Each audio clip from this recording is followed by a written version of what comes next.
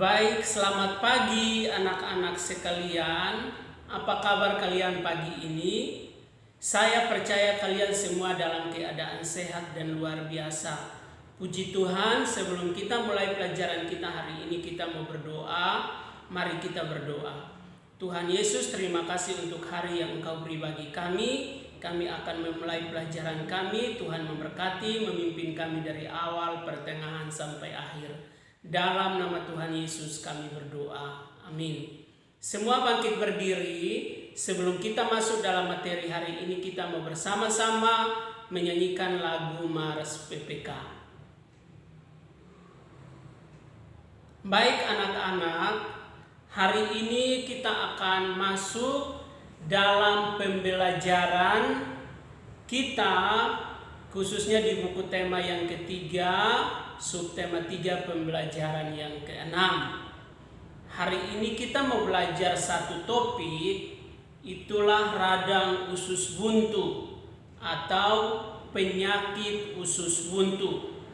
Mungkin kalian bertanya, usus buntu itu apa sih?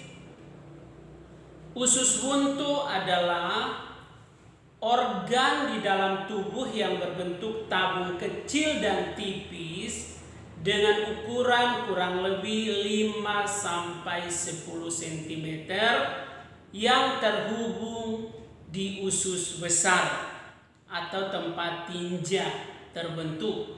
Jadi itu adalah pengertian dari usus buntu.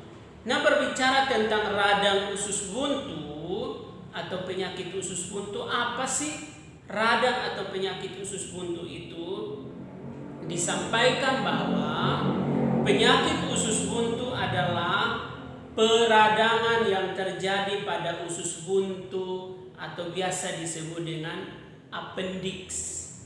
Jadi di usus buntu itu ada peradangan, ada peradangan yang terjadi di sana sehingga menyebabkan penyakit usus buntu. Nah, anak-anak, kita akan melihat apa saja penyebab dari penyakit usus buntu atau apa yang menyebabkan sehingga seseorang dapat terkena penyakit usus buntu. Nah, penyakit usus buntu itu terjadi karena rongga usus buntu itu mengalami infeksi. Jadi ada infeksi di rongga usus buntu itu. Tapi yang kedua adalah hambatan pada pintu rongga usus buntu. Terjadi penghambat, ada hambatan di sana. Lalu juga karena penebalan atau pembengkakan jaringan di dinding usus buntu. Karena disebabkan oleh infeksi tadi, sehingga menyebabkan penyakit usus buntu. Lalu yang berikutnya juga karena tinja atau pertumbuhan parasit yang menyumbat rongga usus buntu. Jadi penyumbatan disebabkan oleh kotoran, ada kotoran yang menyumbat di sana. Atau juga disebabkan karena cedera pada perut. Atau juga bisa disebabkan oleh tumor, penyakit tumor. Nah, itu adalah penyebab-penyebab terjadinya penyakit usus buntu pada seseorang. Kita akan melihat usus buntu ini apa saja gejalanya. Jika seseorang terkena penyakit usus buntu, ada beberapa gejala yang akan timbul. Yang pertama itu adalah nyeri pada perutnya. Jadi sakit pada perutnya, ada nyeri di perutnya. Lalu yang kedua, menyebabkan kehilangan nafsu makan, tidak semangat, tidak suka makan. Lalu juga menyebabkan perutnya kembung, walaupun gak masuk angin, tapi perutnya tetap kembung. Bisa menyebabkan seseorang tidak bisa buang gas atau kentut.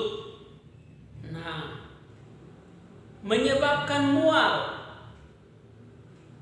Gejalanya itu orang bisa mual-mual. Ada diare. Bahkan sampai si penderita demam. Nah, itu adalah beberapa gejala yang kita perhatikan yang dapat menolong kita jika kita atau ada orang di sekitar kita yang mungkin mengalami gejala-gejala seperti ini, maka harus segera ditolong. Nah, bagaimana caranya mencegah supaya seseorang tidak terkena penyakit usus buntu? Apa yang harus dilakukan? Setidaknya ada 10 hal yang dapat kita lakukan. Yang pertama, konsumsi makanan berserat tinggi. Tentu kalian masih ingat makanan-makanan berserat itu seperti apa. Nah, harus mengkonsumsi makanan yang berserat tinggi. Lalu yang kedua, batasi asupan alkohol dan minum kafein. Yang suka minum minuman keras, hati-hati. Itu bisa terkena penyakit usus buntu.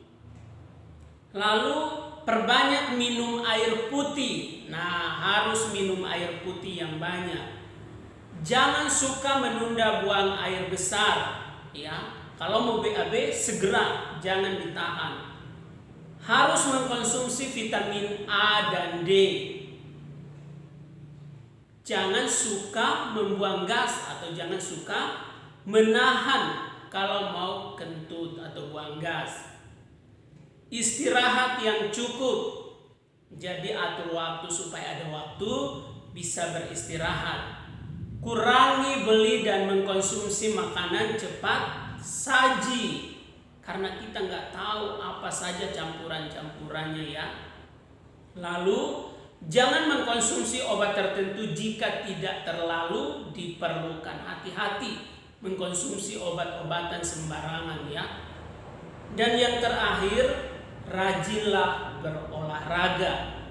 Dengan cara-cara ini kalau kita lakukan dengan taat, dengan tertib, maka akan menolong kita untuk terhindar dari penyakit usus buntu. Nah, ini penjelasan secara singkat tentang penyakit usus buntu. Nanti kalian bisa mencari informasi lebih banyak lagi untuk semakin mengerti. Nah, tugas bagi anak-anak pada pagi hari ini, silakan kerjakan. Ayo menulis halaman 133.